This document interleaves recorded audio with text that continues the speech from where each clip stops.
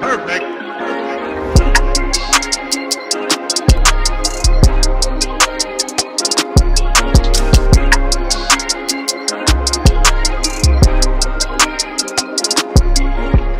Get up and get excited, everybody. Welcome back to episode 35. As you can tell, Deegs is not doing the intro. Our intro man is out. But you know what? We've got the two Sox fans for the Frank Thomas episode, number 35. So it works out pretty well. Yeah, that's great. Deegs is enjoying himself in beautiful California. I hope you're enjoying it, buddy. You definitely deserve that for sure. Yeah. He got to saw the Padres in person, got to see Machado hit a granny. Great experiences for Deegs. Yeah, So we're going to keep it quick and simple today. As many of you know, most of our listeners probably saw this on our Twitter. We have a giveaway going on right now. It ends the day that this podcast is uploading. It's ending tonight at 7 o'clock. So make sure you retweet, review us on Apple Podcasts to get an extra entry. I think there's 25 entries right now, 25 people in there right now. So it's still winnable, still doable. Yeah, keep it going. Keep it going. Get those retweets up. I'm not going to say the normal thing that Deegs says because we all know that's Deegs' thing. So we'll keep it for him. So let's get into it. We're going to start with our Chicago White Sox PT. You know what? We're playing really well, but we cannot figure out how to get above 500. Yeah, dude, we can't just get over the hump, you know? Our friend White Sox Dave, he said there's someone out there I know in the White Sox community. It might have been Sox on 35th too. They said the White Sox look like they're allergic to getting to 500.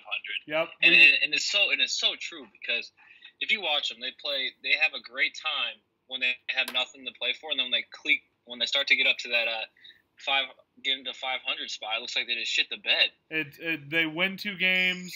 Lose 2 games. I mean, they went on that one stretch, 6-1. We're going to be on another one of those bad stretches before we face all the big teams. I think we face the Astros and the Yankees in a couple weeks, but we got the Royals in this upcoming series. Hopefully it stays good. But the main thing I want to talk about is the White Sox are finally going to have more than one All-Star. We might have Tim Anderson starting. We might have Giolito starting, Alex Colomé. I mean, it's looking good. Looking up for the White Sox, that's for damn sure. It's exciting. I couldn't agree more. Here's the thing. Giolito, we had 2 pitchers coming in this year that we kind of had questions about to this whole thing with Lopez and Giolito. And one has shown us that he is legit, and one is showing us kind of what we feared. Giolito, he's going to be – I mean, just imagine him and Kopech and Cease in the 3-man rotation, and Lopez possibly being that fourth. It just gets me excited. And then we got players like Tim Anderson that he started off great. He's starting to cool off a little bit. He's still producing well. Though. Yeah, still producing. But what he did is he's not only he made a name for himself. He is across the whole MLB. Everyone knows his name. He has collabs with Routine Baseball. If you guys know what that is. I just saw that. Dude, that's awesome. Yeah, lifestyle baseball branding thing that's huge. I know I have a couple of pieces of them. Shout out to Routine Baseball. Same, love it. They do a great job. But yeah, Tim Anderson's doing great. Even though Jose Abreu is doing what we want him to do. Moncada's playing. If he keeps going, he'll have, I think it's 32 homers and 98 RBIs, which is unbelievable. Oh, I want to talk about another thing. So I saw a tweet. I think it was either you liked it or it was your tweet. Okay. But it was about the Cubs fans talking about all of last year about Moncada's striking out rate, and that they haven't said anything about Baez right now. Javi Baez. Yeah. So I thought it was pretty interesting. Yeah. Shout out to Shy Sox fan Mike. He was the person that tweeted that, and it's very relatable. But one thing that I want to see from you, I want your opinion on this. Ronaldo Lopez. If you would have told any White Sox fan at the beginning of the year, Ronaldo Lopez or Giolito, which one pans out, everybody would have said Lopez because Giolito was god-awful last year. And we're seeing the flip of it, which is fine. One of the two will pan out. But Ronaldo Lopez, do we keep him where he's at? Do we send him to AAA, or do we move him to the bullpen? I think we got to keep Moritz at right now. This year is still kind of a year, in my opinion, where he's, it's still. Some say next year, maybe he gets moved around a little bit. But I think this year is still his year to kind of prove himself a little bit more, even though maybe he can have a good last half season of the year. Yeah. I still believe there's a ton of baseball left. I don't want to jump to conclusions too quick on the kid, but it's not looking good because he did have that. How many strikeout game? What game was that? He had 14, and then the bullpen got 7 or something like that. So I mean, he's shown sparks of him, like this, what we expected from him. I don't want to say move him down as much, and I don't know if he'd fit. I could see the bullpen just because he's tired, but I keep him where he is right now. Mm-hmm. Next year, if he doesn't do anything, I think that's when we need to start thinking about if we move him or not. Yeah, exactly. Yeah, I definitely agree. Now we got some rumblings on the other side of the city. Kimbrel just signed with the Cubbies. They're going to be a very dangerous team for the rest of the year. A very, very dangerous team. And Kimbrel, they said he's going to be ready in 2 to 3 weeks. So once that happens, the Cubs are going to – they have one of the best lineups in the league, and now they've got Kimbrel. Their starting rotation's clicking. This signing might – it's like the Chapman trade back in 2016. It's going to help him a bunch, and it's really going to push him over the edge. I wouldn't be surprised if we see the Cubbies in the World Series again this year. Yeah, I completely agree. The one thing we were harping all year before season started, when the season started, is that bullpen needed help. And we were talking about how this would help them significantly more. Not only did this improve their team, this, like you said, could possibly make them the World Series favorites. With Kimbrel now at the Cubbies, we see that the other big free agent pitcher that was still left, Dallas Keuchel, go to the Atlanta Braves. In my opinion, I knew that the Braves were going to get one of the two because they were going to throw money at one of them, and whatever it was, it was going to be. Keuchel will help them out a ton. I still don't see them being that big of a playoff. Like, they'll make the playoffs, but I don't know if they're really going to make a lot of noise. They're not really surprising me as of yet. We'll see if Albies starts going like he did last year. And, I mean, Donaldson's playing great, so if he keeps going the way he's going. The Braves are looking good. They got Keuchel. I still feel like at the trade deadline they need to add another piece either to the bullpen, most likely the bullpen because it's a little weak. It may be a piece or two to the starting rotation, but we're probably going to see the Braves bring up a couple of their prospects throughout the years because they have, I think it's 4 or 5 pitchers in the top 100, and they're definitely going to have an impact this season. Yeah, that's unreal.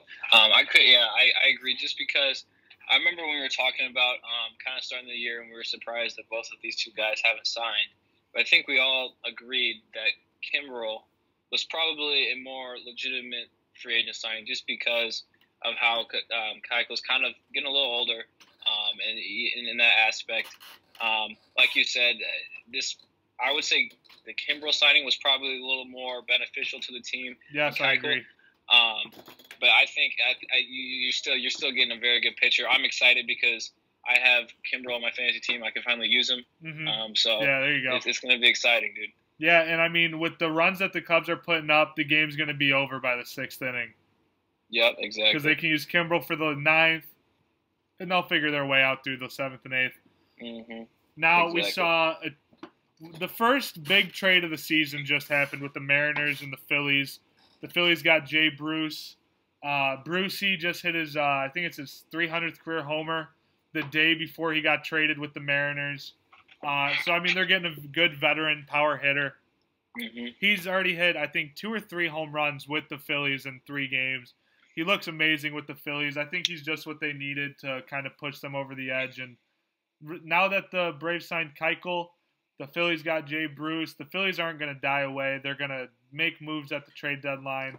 It's going to get interesting. And I honestly would not be surprised if the Phillies, because they have a pretty good farm system. They got Mickey Moniak from, I think it was 2 or 3 years ago. He was like the 1st or 2nd overall pick. They've got him. He hasn't really panned out to what they want to be, so he's a good trade piece. But not only that, they kind of needed Jay Bruce, especially after, I don't know if you saw what happened with Andrew McCutchen. Tore his ACL, he's out for the rest of the year. Were you able to see that play, PT?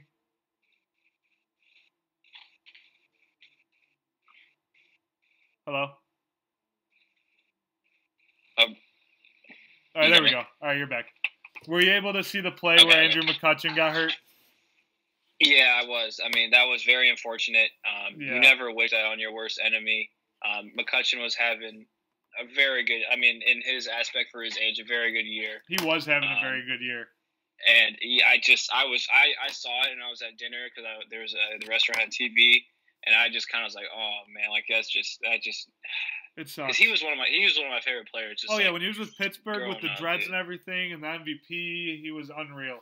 He was the man. Yeah, but that play with Kinsler though got a lot of heat. I know Deegs would probably love to talk about it right now, but Kinsler let a routine pop fly drop, which he should have. I mean, it was the smart baseball play. Segura slipped out of the box, fell, and I mean, in the MLB, you're not gonna sprint out a routine pop fly. So he made the right play, threw it to first, got Segura out, and then they tagged McCutchen out. It was a smart play, just unfortunate that McCutchen got hurt. Now, PT, yep, I agree. You're a big Bears guy. You're a big Chicago Bears guy. Oh, yeah. And that does it for our baseball talk. But before we call it a podcast, this will be a nice, quick, easy listen for our listeners. The Chicago Bears this was a couple weeks ago, and it was while we were still at school, but I didn't get your opinion on it. The Bears did the 100 best players in the franchise, right? Mm-hmm. Yes. Now, I know for my opinion, I didn't agree with it. How do you feel about it? Just for the list overall? No. Just the message that it's sending, ranking players throughout the franchise where we've already had problems with Briggs and Urlacher after after all that drama a couple years ago. There's been drama, and now you're ranking them, and you're telling them who's better than them, who's worse than them, and really putting them in a position that they probably don't want to be in. No, yeah, I agree with you. You really don't want it as an organization. I can see like what they're trying to do, though. Yeah. I'll go from the organization side first. It's your 100 years. You're trying to celebrate all of your players throughout your 100 years that you've been playing. Mm-hmm. You want to honor those players as well, and I believe that's what they're trying to do. But obviously, most players are very competitive. So yeah, I saw the ranking. From the organization, there's two sides. There's the organizational side. Is that they're trying to honor, obviously, the better players in the organization, which I think they're only trying to do. But from the players' aspect, they obviously saw something different. Some feelings are obviously hurt. Like you got Jay Cutler up in the top 75th, I believe. Yep, and also like they had Khalil Mack. They had him at like 30-something, and he's only played 1 year with the Bears, which I thought was interesting. Yeah. So like I said. It's kind of faulty, like you said, because you have really good new players now. You have obviously greats that played forever, and were amazing. And then you have people like Jay Cutler and some people that also don't matter. But I'm going to side with the players in this. I think an organization should stay away from that. You really shouldn't be ranking your players. I think that should be more of like an NFL thing, or like a whole thing instead of just inside your organization. Yeah.